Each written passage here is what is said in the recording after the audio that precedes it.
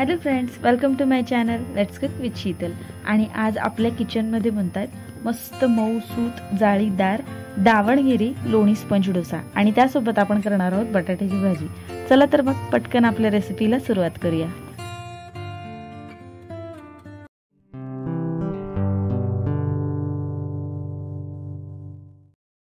डोशाचं पीठ बनवण्यासाठी 2 वाट्या तांदूळ घ्यायचे। कोणताही जुना तांदूळ वापरायचा। हे मी राशनचे तांदूळ घेतलेले आहेत। ज्या वाटीने तांदूळ मोजले त्याच वाटीने अर्धी वाटी उडदाची डाळ घ्यायची। यामध्ये 2 ते 3 चमचे साबुदाणा टाकायचा आहे आणि सेम त्याच वाटीने अर्धी वाटी पोहे टाकायचे आहेत। हे सर्व साहित्य व्यवस्थित स्वच्छ चोळून धुवायचं। धुवून झालं की यात पुरेसं पाणी ओतायचं आहे आणि याला 4 तासासाठी भिजत ठेवायचं आहे।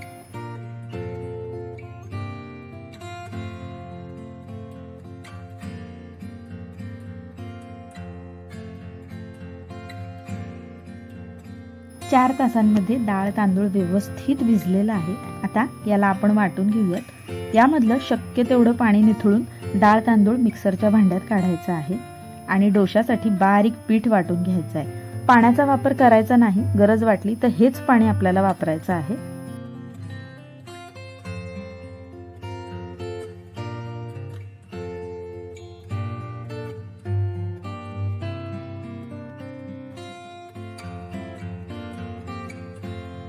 पीठ बनवून झालं की याला थोडंसं मिक्स करायचं आणि फर्मेंटेशनसाठी 6 ते 7 तास किंवा रात्रभरासाठी दमट जागेवर ठेवून द्यायचं आहे।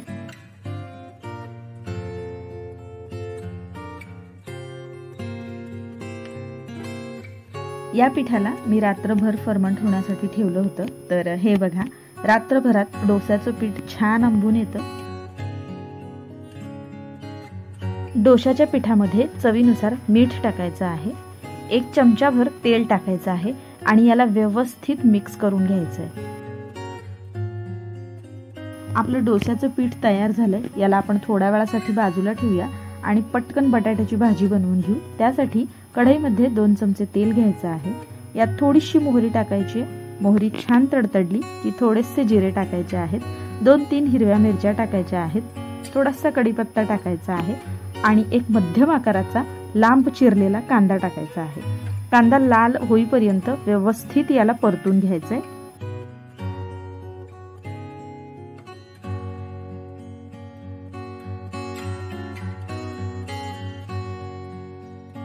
कांदा लालसर भाजून झाला की यामध्ये थोडासा टोमॅटो टाकायचा आहे। त्यावर थोडीशी हळद टाकायची आणि याला थोडंसं परतून घ्यायचंय।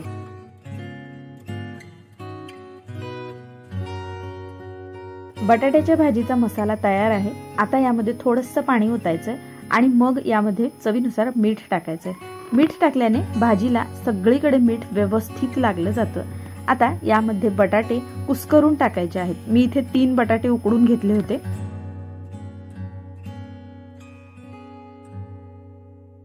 बटाट्याला व्यवस्थित 1 मिनिटभर परतून घ्यायचं आहे।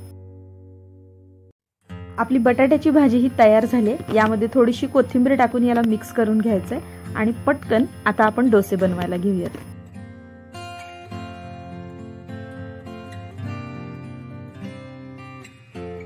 डोशासाठी तवा गरम करायला ठेवायचा आहे। आपलं पीठ सुद्धा तयार आहे। गरम तव्यावर थोडंसं तेल किंवा तूप लावायचं। मी इथे तुपाचा वापर करते आणि पुरेशा प्रमाणामध्ये गरम तव्यावर पीठ ओतायचं आहे। हलक्या हाताने हे पीठ पसरवून घ्यायचंय। स्पंज डोसा आहे म्हणून हे जाडसरच पसरायचं, पातळ डोसे करायचे नाहीयेत आपल्याला। डोसा दोन्ही बाजूंनी शेकायची गरज नाही, ही वरची बाजू वाफेवरच शिजली जाते। आता यावरती आपण लोणी टाकूया। हे मी घरचं ताजं लोणी वापरते, तुम्ही बटरचा सुद्धा वापर करू शकता। मस्त मऊ लुसलुशीत जाळीदार आपला लोणी स्पंज डोसा बटाट्याच्या भाजी सोबत तयार आहे। तुम्ही सुद्धा ही रेसिपी नक्की ट्राय करून बघा। अजूनपर्यंत आपल्या चॅनलला जर सबस्क्राईब केलं नसेल तर सबस्क्राईब करा, लाईक करा, शेअर करा आणि बेल आयकॉनवरती क्लिक करायला विसरू नका। थँक्यू।